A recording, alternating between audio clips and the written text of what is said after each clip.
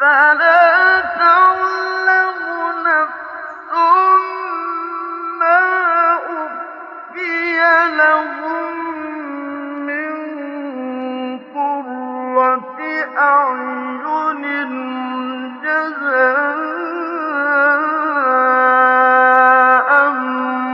بِمَا كَانُوا يَعْمَلُونَ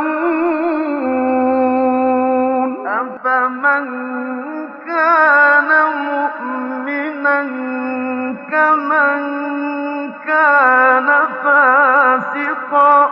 لَا يَسْتَوُونَ